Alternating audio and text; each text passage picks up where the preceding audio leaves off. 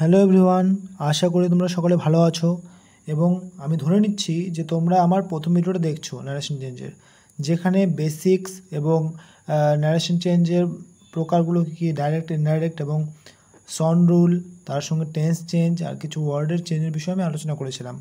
ঠিক আছে, তো আজকের ভিডিও আমরা আলোচনা করব ন্যারেশন চেঞ্জের পার্ট 2, যেখানে আমি তোমাদেরকে সিম্পলভাবে একটা জিনিস বোঝাতে যাচ্ছি এই সেন্টেন্সটা দিয়ে। দেখো, এখানে রাম আর এই পুরো ইনভার্ট কমাতে যে পার্টটা আছে আর এই সেইড, তিনটে পার্ট আছে। বলো তো এর স্পিচটা কি ডাইরেক্ট না ইনডাইরেক্ট? তোমরা বলবে স্যার এটা ডাইরেক্ট স্পিচ, কারণ এখানে ইনভার্টেড কমা আছে, ডাবল ইনভার্টেড কমা দেওয়া আছে। যদি কোনো সেন্টেন্সে এরকম ডাবল ইনভার্টেড কমা দেওয়া থাকে, তার মানে সেন্টেন্সটা হচ্ছে ডাইরেক্ট স্পিচ। বুঝতে পেরেছ? আচ্ছা, তারপর ডাইরেক্ট স্পিচের ক্ষেত্রে আমাদের তিনটা অংশ থাকে। কটা অংশ? তিনটা অংশ। প্রথম অংশটা হচ্ছে যে বললো, রাম সেইড। রাম হলো রিপোর্টার, যে বলবে সে রিপোর্টার হয়। আর সেইড হলো রিপোর্টিং ভার্ব,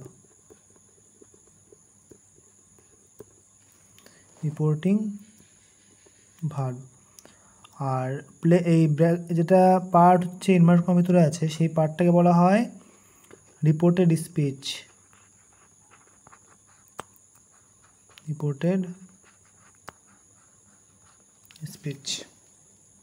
এই তিনটা পার্ট আছে। তো আশা করি তোমরা এখানে বুঝতে পেরেছো যে কোনো ডাইরেক্ট স্পিচের তিনটা পার্ট থাকে: reporter, reporting verb, reported speech. চলো এগিয়ে যাও। এবার দেখো, রিপোর্টেড স্পিচ যেটা আছে, এটা ভিতরে রিপোর্টেড স্পিচ কোনটা বলছিলাম? দেখো, এটা বলেছিলাম এই যে ইনভার্ট কমার ভিতরে পার্টটাকে রিপোর্টেড স্পিচ বলা হয়, তাই না? তাহলে দেখো, এটা 5 রকমের সেন্টেন্স হতে পারে। যেমন প্রথমটা হচ্ছে অ্যাসার্টিভ সেন্টেন্স, যেখানে বিবৃতিমূলক বাক্য, যে কোনো বাক্য হতে পারে বিবৃতিমূলক, যেমন নর্মাল ধরে নাও, I eat rice, assertive sentence. Interrogative sentence মানে ইন্টারোগেট করা হচ্ছে, প্রশ্নবোধক বাক্য। ইম্পারেটিভ সেন্টেন্স, যেখানে আদেশ, উপদেশ, অনুরোধ বোঝানো হয়। অপারেটিভ সেন্টেন্স, যেটাকে বলা হয় ইচ্ছা, প্রার্থনাসূচক বাক্য। আর শেষ সেটা হচ্ছে এক্সক্লেমেটরি সেন্টেন্স, এর বিস্ময়সূচক বাক্য। তো আমরা এক এক করে পার্ট ওয়াইজ আলোচনা করব। দেখো, এবার ন্যারেশন অফ অ্যাসার্টিভ সেন্টেন্স যেটা হচ্ছে প্রথম পার্ট, সেটা আমরা আলোচনা করি।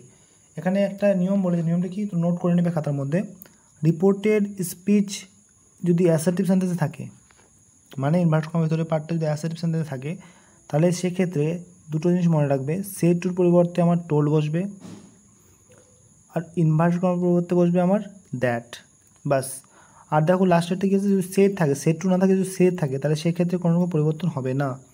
সেখানে সেড এর মতো টোল্ড লিখবে না, সেডই থাকবে। দেখো, উদাহরণ দেখো একটা। এখানে দেখো, he said to me you are taking a book. তাহলে এই ক্ষেত্রে আমি কী করবো? আমি দেখবো সেড টুর পরিবর্তে, তাকে কীভাবে বুঝবো? এই ভিতরে পার্টটা একটা অ্যাসার্টিভ সেন্টেন্স, দেখে বলছে ফুল স্টপ আছে, পুরো সেন্টেন্সটা ইউ আর টেকিং এ বুক একটা বিবৃতিমূলক বাক্য, তাই অ্যাসার্টিভ সেন্টেন্স। তাহলে এখানে সেড টুর পরিবর্তে কী বসে? টোল্ড বসে। লিখবো হি টোল্ড মি, আর দ্যাট। ইনভার্ট করার পরিবর্তে কী বসবে? ইনভার্টেড করার পরিবর্তে দ্যাট বসবে। এবার ইউ, এই পার্টটা দেখো, ভেতরে পার্ট সবসময় দেখবা ইউটা কোন পার্সন?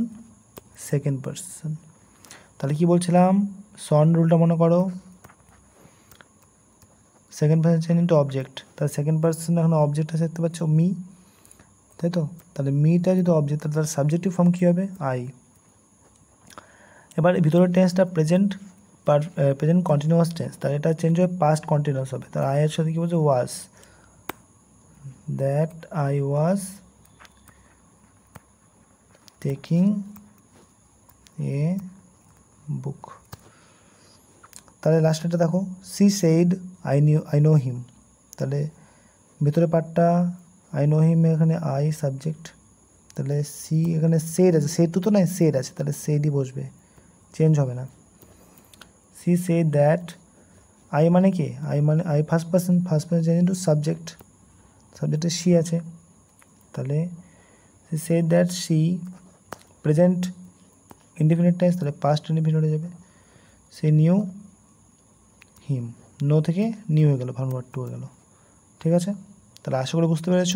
এবার পরেরগুলো বাড়ির হোমওয়ার্ক থাকবে। এই হোমওয়ার্কগুলো তোমরা ট্রাই করবে বাড়িতে, এবং ট্রাই করে জানাবে কেমন লাগলো, আর কোথাও কোনো সমস্যা আছে কি না আমাকে জানাবে। ঠিক আছে? চলো টাটা বাই বাই, পরের ভিডিওতে আবার দেখা হবে।